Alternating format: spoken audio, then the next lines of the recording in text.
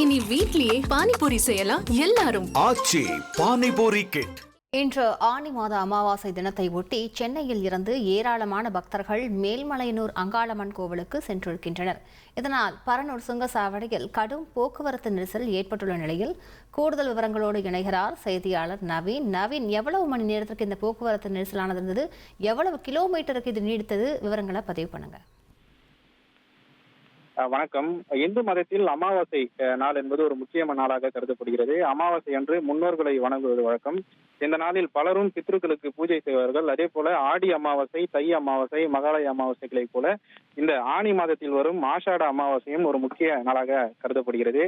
அதன்படி மேல்மலையூர் அங்காளம்மன் கோவிலில் இந்த அமாவாசை நாள் என்று சிறப்பு பூஜைகள், ஆராதனைகள் நடத்தப்படும். இதற்காக சென்னையிலிருந்து ஏராளமான பொதுமக்கள் மேல்மலையூர் அங்காளம்மன் கோவிலுக்கு சென்ற வண்ணமாக இருக்கின்றனர். இதற்காக தமிழக அரசு சார்பில் சிறப்பு பேருந்துகள் கிளாம்பாக்கம் பேருந்து நிலையத்திலிருந்து இயக்கப்பட்டு வருகிறது. இருந்த போதிலும் ஏராளமான கார்கள், இருசக்கர வாகனங்கள் மூலமாக பொதுமக்கள் தொடர்ந்து மேல்மலையை நோக்கி சென்று கொண்டிருக்கின்றனர். இதன் காரணமாக செங்கல்பட்டு அடுத்த பரனூர் சுங்கச்சாவடியில கடுமையான போக்குவரத்து நெரிசல் என்பது ஏற்பட்டிருக்கிறது. சுமார் 1 மணி நேரத்திற்கு மேலாக இந்த போக்குவரத்து நெரிசல் நீடித்திருக்கிறது.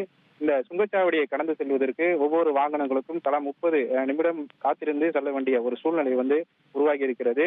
அதாவது போக்குவரத்து நெரிசல் அதிகப்படியான வாகனங்களின் வருகையால் போக்குவரத்து நெரிசல் ஏற்பட்டுள்ள நிலையில் ஒரு சில சமயங்கள்ல இந்த சுங்கச்சாவடியில இலவசமாக வாகனங்களை சுங்கச்சாவடி ஊழியர்கள் அனுப்பி வைத்து வருகின்றனர். இருந்த போதிலும் வாகனங்களின் வருகை என்பது அதிகரித்தே காணப்படுகிறது.